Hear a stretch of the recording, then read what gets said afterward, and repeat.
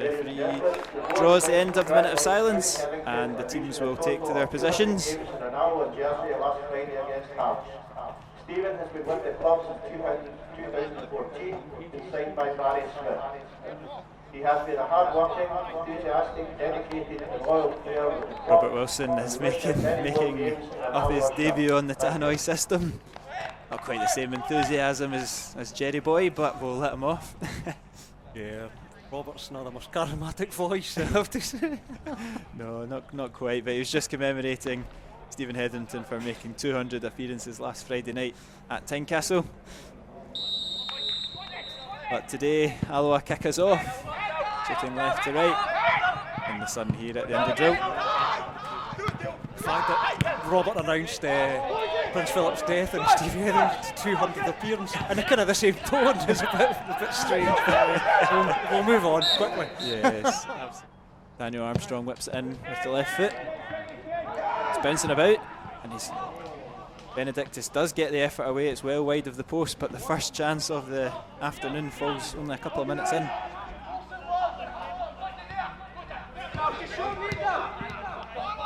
Re-interchange there from Grant and Robertson, but Grant takes too long on the ball and he's dispossessed there by Tate, who clips it through to Kai Kennedy, but it's intercepted and eventually cleared to put in as well.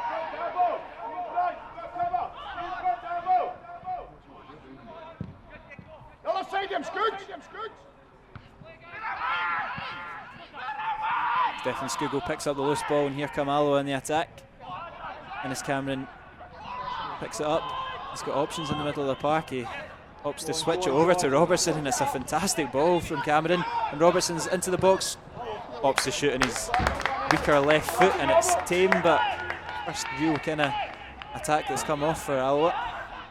Fired into Skugel once more.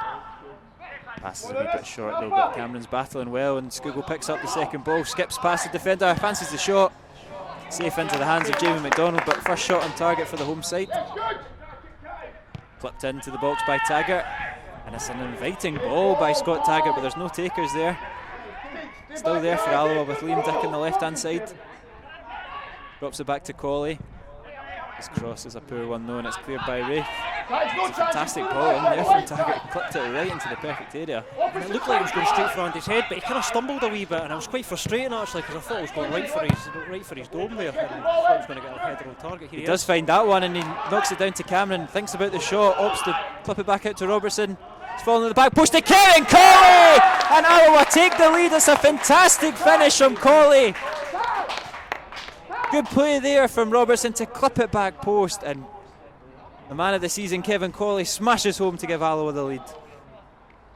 Colley shows his quality there. He was never going to miss that, but still an outstanding volley to drive that home. But as soon as it fell to him, you knew that was going to hit the net. Great goal, and it's been encouraging. However, let's not count our chickens. Let's see what happens here, because Rovers are a good team. Rovers are a good team. And we spoke at half time in the game at Starks Park. We went in 1-0 at half time, and we were comfortable, and we eventually lost the game 3-1, so there's still plenty of football to be played. Yep, and that was probably a game where that happened, where Rovers eventually kind of wore us down. They just seemed to, put us on the back foot, as the game went on there. So that might happen again. But you're right, at Starks Park we were comfortable at 1-0 at half time. And I'm sure that is something that Peter Grant has said, has reminded them potentially, or maybe they don't need reminded, but they'll be in the back of their head that it's a big half of football and there's plenty more running and last-ditch challenges to come. Yep.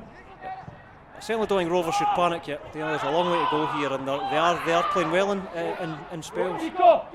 And they are right off the bat with Kai Kennedy at the edge of the box, who clips through Tate, and right from the start of the second half, it's inches over the bar there from Dylan Tate, and to be honest with you, he's really got to be hitting the target from that position.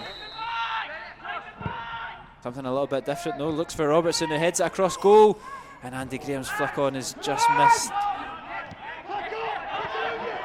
Attack still on though for Alloa as Colley puts it to the back post looking for Troughton, and it's just a little bit too long. He can't get a good connection on it. Inventive play there from Alloa, and it nearly paid off. Yeah, some work from the training ground, as they say, the old cliche, but it just felt with the wrong guy there. You want to follow Cameron rather than Troughton because obviously the height, but another really good bit of play for Alloa.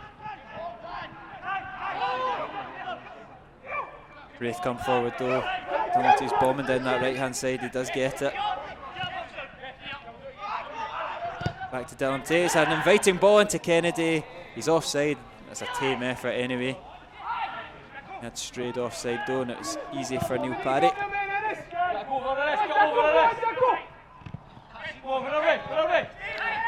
Davison does well, under the pressure of Liam Dick and the son by the looks of things.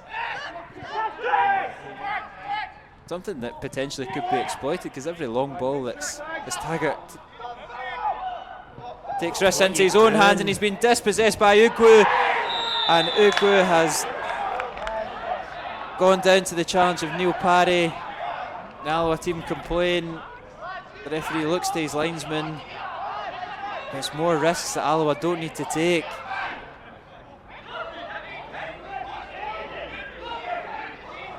And Andy Graham is not a happy chappy, and I don't think they've quite decided what the case is, and Neil Parry has been shown the red card.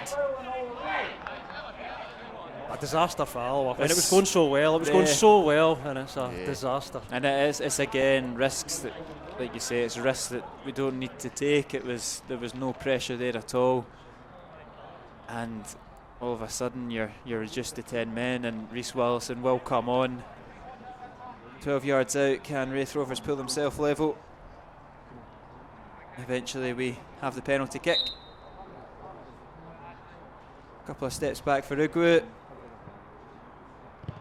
and he sends Rhys Willison the wrong way, and Raith Rovers equalise, and it is definitely a monumental task for the 10 men of Alloa now.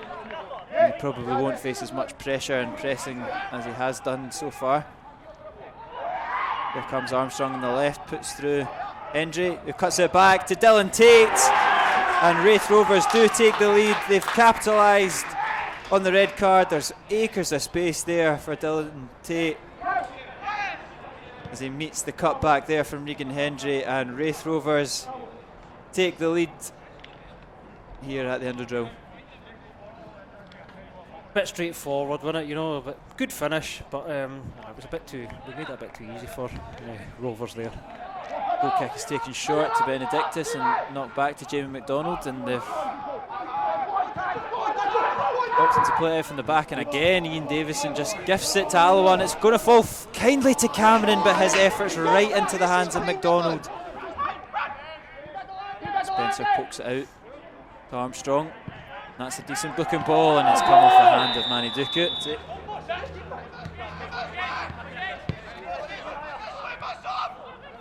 It's a loose ball again from Davison, lashed onto by Alan Troughton, and he's driving in on goal. He fancies the shot, and Jamie McDonald, he tips it over the bar. The referee's given a goal kick, and I'm pretty sure he got a touch on that, but no, says the referee. But again, Ian Davison far too complacent, and Troughton nearly capitalised on that for the equaliser. Ball goes in looking for Andy Graham, and it's fallen kindly, and it's Alan Troughton, and it's off the post. Strong claims for a penalty for Alloa, not given, and the post separates the Wasps from getting their second goal of the afternoon. I'm not sure about a penalty claim or anything like that, but I'm not sure how Trout managed to miss it. It seemed harder to miss. Alloa adamant that that the referee has made the wrong decision. I know it's a bit of dereliction of duty, because we're meant to be telling people what's going on, but I don't know what's going on here. I really don't.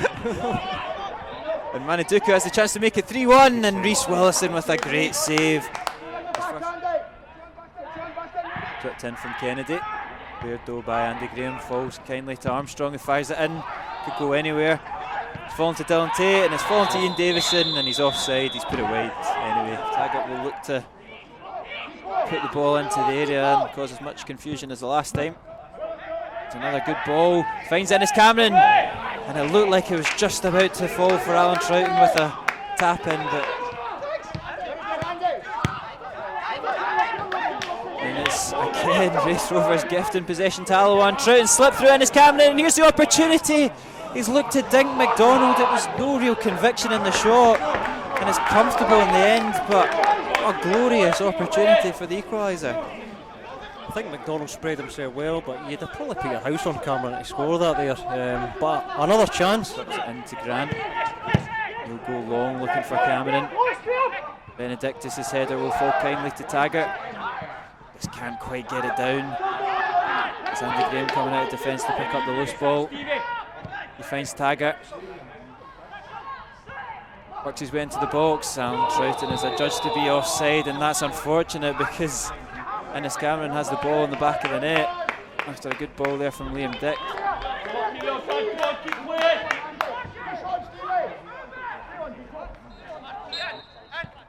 Spencer knocks it long into the corner, and Duke has done well to bring that down on his chest. He's step over past Graham, he cuts it back, and Taggart's over to put that out for a corner kick. Otherwise, Timmy Abraham had an open goal to open his account. But the referee has blown for full time here at the Underdrill. They've lost out in the day, and unfortunately for Peter Grant's men, it has confirmed what's probably been the inevitable for the last couple of weeks. They're officially going to be playing League One football next season, and like we just said a couple of minutes ago, it's the story of our season because we've not played badly today, but again we're on the wrong end of the result.